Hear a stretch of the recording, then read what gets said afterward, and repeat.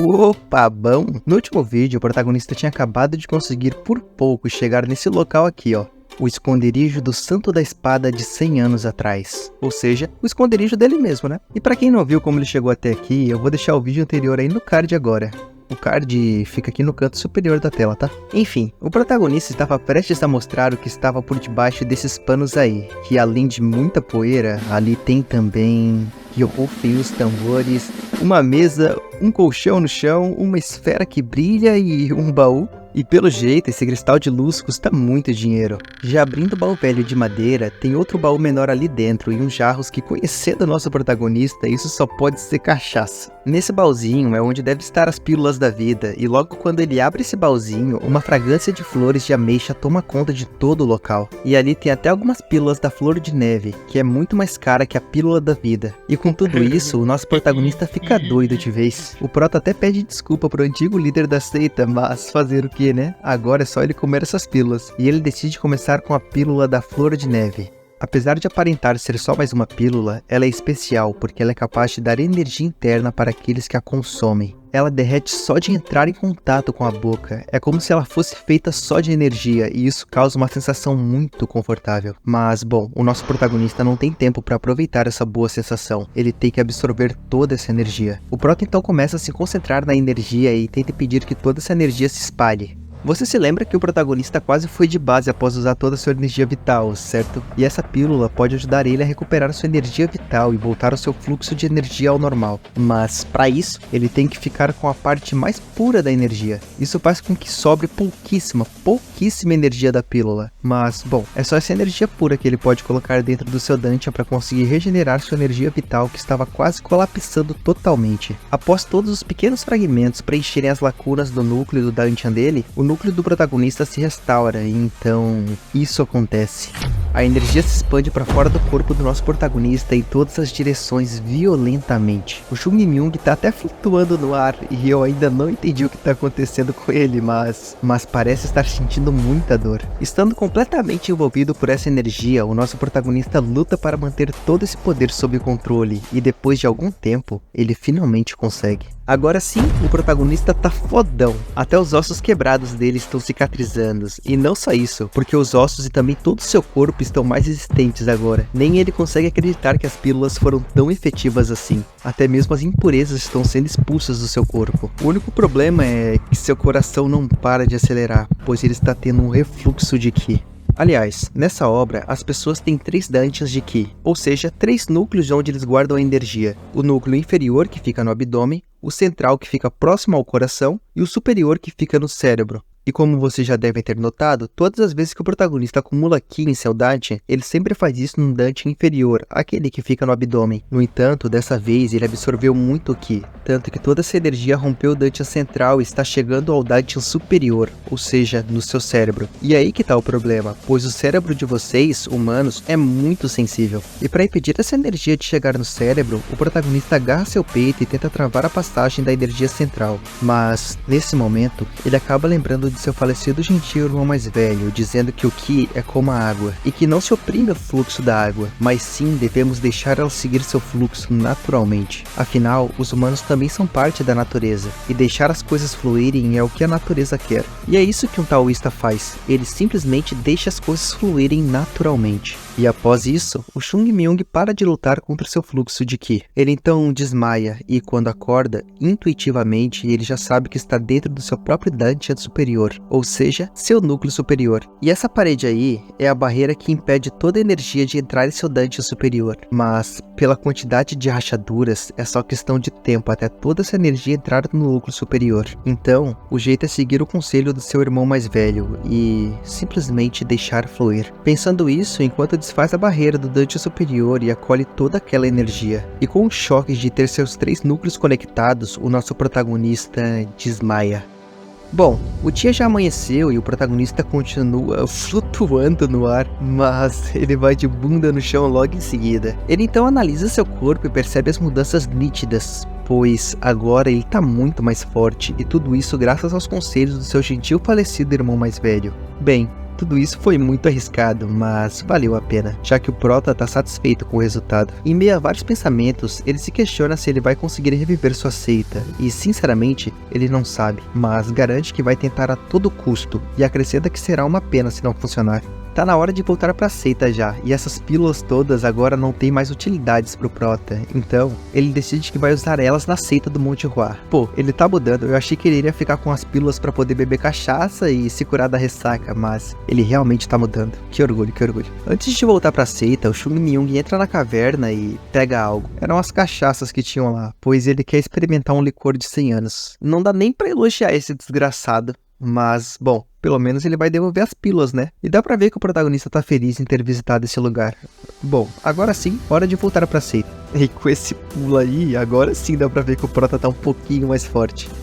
E caraca, que vista bonita, pô. Muito bom, muito bom. O Chung Myung já aterrissa e fica satisfeito com sua evolução. E até ele para pra aproveitar um pouco da sua vista ao redor. Ele já aproveita e respira fundo esse arzinho fresco. Ele não consegue nem sentir o cheiro do ar, só o fedor do corpo dele mesmo. Já tá amanhecendo e na seita do Monte Hua, os garotos acabaram de acordar para iniciar seus treinos. O pessoal já tá reclamando sobre eles estarem treinando demais e até mesmo comentam que o Chung Myung parece estar todo acabado. E de alguma forma, até se espalhou um rumor sobre o Chung Myung estar com problema em sua energia interna. E também dizem que o Chung Myung tá faltando treino por estar muito fraco. Ou seja, ele não é mais o invencível Chung Myung, agora ele foi reduzido a isso aqui, ó. Os discípulos até começam a fazer um plano para deter o Chung Myung. Enquanto isso, o Ruivo Jogu e o mais velho Yun Joong só observam toda aquela situação. Até que a porta do dormitório de repente se abre, com uma luz impossível de não se ver. E no centro de tudo aquilo tá o Chung Myung. Até a pele dele parece estar em um estado perfeito. Primeiro, os discípulos ali ficam boquiabertos. E logo em seguida, eles percebem que se lutarem, eles vão apanhar feio. Então o Chung Myung começa um discurso dizendo que tá muito mal, pois ele deixou todos os outros treinando sozinho devido à sua saúde. Os outros fizeram treinos não tão efetivos, mas mesmo assim continuaram treinando sem o Chung Myung. E por isso o protagonista se desculpa. O pessoal fala que tá tudo bem e já até perceberam que eles estão ferrados, mas bom, o protagonista diz que não tá tudo bem, pois ele é o culpado. Então, para compensar isso, ele vai passar um novo treino efetivo para todos eles. Daí o pessoal já fica em choque, né? O protagonista aponta o dedo pra lá. Sim, para aquela montanha, e diz para os discípulos correrem. Eles não entendem nada, então Chung Myung diz que a metade mais lenta deles terá que subir a montanha outra vez. O pessoal ali já fica incrédulo, mas o Yun Joong e também o Jogu já saem correndo. E agora sim o pessoal lá de baixo parece começar a entender a situação. E como ninguém quer ter que subir a montanha de novo, todos começam a correr. Bom, e isso tudo porque o protagonista ouviu que os discípulos queriam se rebelar contra ele. Engraçado é que eles preferem subir a montanha ao invés de lutar com o protagonista e tomar uma surra. Enfim, o Prota reflete que já existiu várias pessoas que eram consideradas mais fortes do mundo, mas que só uma pessoa não consegue assegurar o futuro de uma seita. Em outras palavras, para a seita ser forte, todos nela devem ser fortes. E é por isso que o protagonista está treinando todos os discípulos de terceira classe. E para incentivar eles a subirem mais rápido, o protagonista grita que o último que chegar lá não vai comer o café da manhã. Bom, finalmente o sol nasce na seita do Monte Hua, e os discípulos parecem estar completamente cheios de energia, ó. Confia. Bom, tá todo mundo acabado, menos o Yun Joong, e o Jogu até ficou surpreso com isso, e confesso que eu também não esperava ver o Yun Joong de pé. Eu esperava ver o Jogu, já que ele é o mais forte. Só que o Yun Joong não permaneceu de pé por ter muita força física, mas sim por ter muita força mental. Enquanto isso, o Chung Myung apelão tá dizendo que o treino dele tá leve demais e tá até pedindo para os outros darem seus pesos para ele. E ainda fica bravo quando vê todo mundo nesse estado. Ele até fala que na época dele as crianças tinham mais forças de vontade. O Chung Myung larga seus pezinhos, já que depois eles voltarão a treinar, e se fugirem vai ser pior. Novamente no refeitório, o pessoal não consegue nem comer porque treinaram pesado demais. Então, alguns deles até chamam pelo Yun Joong e perguntam para ele se ele não acha que os treinos estão pesados demais. É nítido que o Yun Joong também está cansado, mas ele pede a opinião do Jogu antes de tomar qualquer decisão. O Ruivo acaba pensando no que dizer e então fala que definitivamente os treinos estão cada vez mais pesados, ao ponto que eles não estão nem conseguindo aguentar, mas ele acrescenta que o Chung Myung sabe o que está fazendo. Então, ele sugere que sigam com isso por mais um tempo. E se nada mudar, o Yeonjong e o Jogu falarão com o Chung Myung pessoalmente. O pessoal ali já fica animado e o Yeonjong diz que se nada mudar, ele vai ser o primeiro a se opor ao Chung Myung. Já no seu quarto, o Ruivo tá completamente exausto e mesmo que ainda seja de manhã, ele capota na cama. Infelizmente, ele acorda com a voz de um demônio. Não, é a voz do Chung Myung. E o nosso protagonista tá ali pra dar algo ao Jogu. O Ruivo até tá com a cara de sono, mas mudou de expressão na mesma hora, pois ele sabia que aquilo era uma lendária pílula da vida. O Chung Myung diz pra ele ser mais silencioso. E o Ruivo diz que seria melhor o Prota usar a pílula em si mesmo. Só que o Prota responde que o Jogu precisa disso mais do que ele. E acrescenta que é pro Jogu manter isso em segredo. E dito isso, o Jogu já imagina que o Chung Myung é um santo. Ele até se sente mal por ter pensado que o Chung Myung era um demônio. Mas, bom, isso aqui não é o sorriso de um santo não. Enfim, o Jogu come a pílula e o Chung Myung o ajuda com todo o ki da pílula da vida. Aliás, é mostrado também que a caixa onde estavam as pílulas agora está completamente vazia. Suspeito, hein? Muito suspeito. Já deu o horário do treino com o grande Sasuke e o pessoal tá tudo treinando. E eles estão com a pele brilhando igual quando o Chung Myung tinha comido a pílula da vida. Suspeito, muito suspeito. Enfim, o treinador Ungun, ou pros mais chegados, que nem eu, né? O grande Sasuke tá impressionado com a evolução dos discípulos de terceira classe, pois desde a ponta da espada até os movimentos mínimos do pé, os discípulos estão muito melhor em tudo. Nessa hora, o grande Sasuke até lembra do pedido do Chung Myung, quando o Prota pediu permissão para treinar os discípulos por um mês. Ele até olha pro Chung Myung enquanto pensa que só pode ser por conta dos treinamentos matinais. Enfim, o grande Sasuke elogia e elogia ainda mais todos os discípulos, e diz que se continuarem assim, será pulado todas as etapas do treino e eles poderão aprender uma técnica de espada mais cedo que o esperado. Daí os discípulos já ficam todos agitados e contentes com a própria evolução, e quem parece estar mais satisfeito que eles é o próprio grande Sasuke. Subitamente, o líder Jeong aparece ali chamando pelo Ungun, e chama o Ungun para conversar num canto. O que o líder da seita quer falar é que eles têm um problema, pois no livro da técnica de espada do equilíbrio que o Chung Myung encontrou, para ser mais exato, no final do livro, tem uma mensagem dos antigos líderes da seita que afirmavam que é bom atualizar e aprimorar as artes marciais da seita. Contudo, nunca devem mexer na técnica de espada do equilíbrio, já que ela é a base de toda a seita do Monte Hua, e mudar essa técnica é o mesmo que mudar a essência da seita. Bom, é por isso que o líder Jeong veio até aqui, afinal, ele e o grande Sasuke decidiram abandonar a técnica antiga do equilíbrio para criar uma mais atualizada, só que de acordo com o livro, isso é completamente errado. O líder veio até aqui para saber qual a opinião do grande Sasuke, e o Ungun diz que os passos dos ancestrais é o caminho que eles devem seguir, e também eles criaram a nova técnica porque eles viram que a seita logo desapareceria.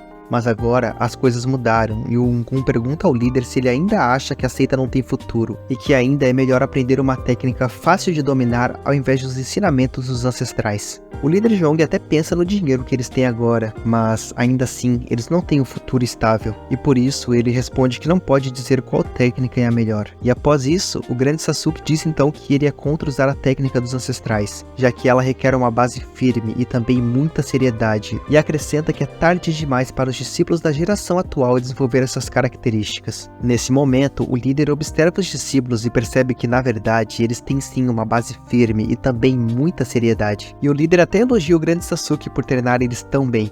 Mas, bom, o grande Sasuke pensa que ele nem fez nada e também ele sabe que é um causador disso tudo. É o Chung Myung. E visto isso, o grande Sasuke Ungun pede licença ao líder e diz que precisa conversar com o Chung Myung. E então, ele chama um melequento. Ele chamou o protagonista aqui para perguntar o que ele prefere, algo lento e alto ou algo rápido e certeiro. Qual dos dois parece o melhor para a seita do Monte Hua? E a resposta do Chung Myung é que é melhor ir alto. E quando questionado sobre o porquê de ele achar isso, ele diz que simplesmente é porque se trata da seita do Monte Hua. E se eles quiserem se reerguer e ganhar o respeito que existia no passado, eles precisam se comprometer a chegar no topo. O líder Jeong até fica surpreso, já que o Chung Myung já até sabia sobre o que aquela pergunta se tratava. Enfim, os dois trocam olhares e também dispensam o Chung Myung. As palavras que o Chung Myung disse antes porque a seita do Monte Hua é algo que demonstra orgulho à tradição, entende? E a tradição do Monte Hua sempre foi chegar tão alto quanto o próprio Monte Hua. E no fim, o líder e o grande Sasuke até ficam com vergonha por eles terem que ouvir da boca de uma criança a tradição da qual eles jamais deveriam cogitar parar de seguir.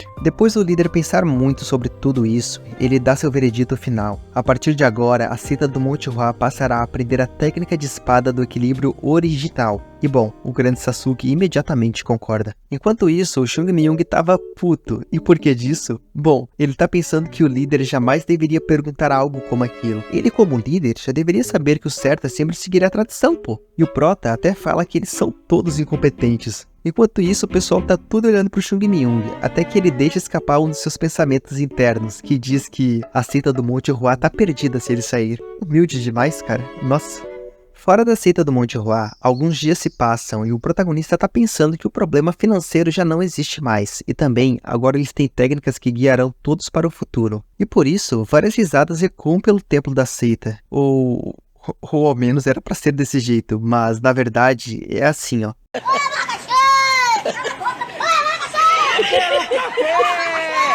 Bom, o nosso prota conversa com o Ruivo e pergunta se o Jogu é mesmo filho da família de mercadores mais rica do continente. Só que o Jogu desmente toda essa história e diz que ele é só filho de uma família pequena de mercadores mesmo. Aliás, o que está acontecendo ali é que os discípulos do Monte Hua estão administrando alguns dos negócios que antes eram dos mercadores safados. Só que, bom, pelo jeito não tá dando muito certo isso não. E por isso que o Chung Myung veio até o Ruivo perguntando se ele era de uma família de mercadores, pois eles precisam de alguém para administrar isso. E o Jogu diz que se contratar alguém para cuidar dos negócios, esse alguém certamente levaria todos os lucros. Então, o Chung Myung diz que eles precisam cuidar dos negócios eles mesmos. Mas, bom, o Ruivo já refuta essa ideia, pois se os discípulos de ingênuos fossem comprar algo de um mercador experiente, o mercador certamente os enganaria.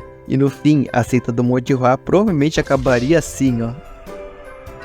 Nessa hora, o Chung Myung só consegue se lembrar do seu antigo líder e percebe que aquele cara era pica, já que além de ser líder, ele gerenciava todos os negócios sem esforço nenhum. Mas como o antigo líder não tá mais aqui, o protagonista só pode sentar e chorar, né? Não, ele precisa achar uma solução. Mas o Ruivo disse que não tem solução não, pô, já que nem o pai dele conseguiria arrumar isso. Na verdade, só quem poderia arrumar isso é o ancião Huang. E talvez eu esteja igual o Chung Myung se questionando quem é esse cara aí. E bom, ele é um grande mercador. Na verdade, o ancião Huang é um dos melhores mercadores que o Ruivo já ouviu falar sobre. E também é esse ancião que manteve a seita do Monte Hua de pé até hoje, já que é ele quem doava dinheiro todo mês para a seita. O Prota até pergunta por que de investirem nessa seita falida, já que antes de ele chegar aqui, nem mesmo os discípulos prestavam para algo.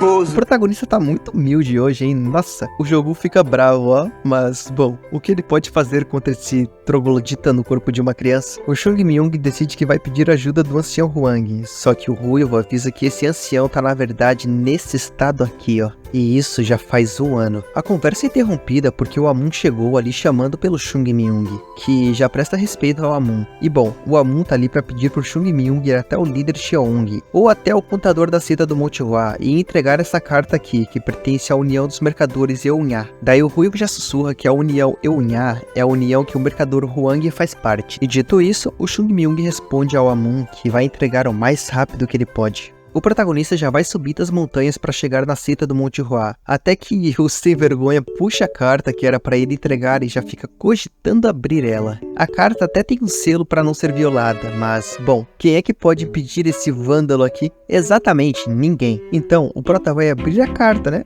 Fazer o quê? E para isso, ele já até coloca aqui na pontinha dos seus dedos. Passa no broche que tem ali, e então, voilá, tá aberto. E eu vou deixar a carta aqui na tela para vocês poderem ler a mensagem também, tá?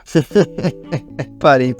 Em resumo, quem escreveu a carta foi o filho do ancião Huang, já que o ancião tá inconsciente e tá quase indo de base. O ancião tá apresentando alguns sintomas como seu ki ficando incontrolável e sua pele ficando vermelha. E também, uma mancha preta apareceu na testa dele. E após ler isso, o protagonista só consegue imaginar uma pessoa que conseguiria fazer isso. Uma pessoa não, um demônio. Afinal, o demônio celestial havia avisado que aquela batalha no início do vídeo 1 não seria a última que eles lutariam, quase como se soubesse que o Chung Myung queria ressuscitar. E então, será que o demônio celestial também ressuscitou? Enfim, o vídeo de hoje era isso. Sábado tem mais. Final de semana passado eu não consegui fazer 2 vídeos por conta do meu microfone que estragou. Daí eu comprei outro, né? Mas eu vou compensar vocês, tá bom? Essa semana eu vou terminar mais 1 hora da história do Santo da Espada. E então, nas próximas semanas, eu vou terminar mais 1 hora da história que todos escolheram. E logo em seguida, em uma semana eu vou postar 5 vídeos de uma nova história. E isso vai ser o meu pedido de desculpas. Mas não vão se acostumando com isso, hein? Até mais. Tenham um bom dia.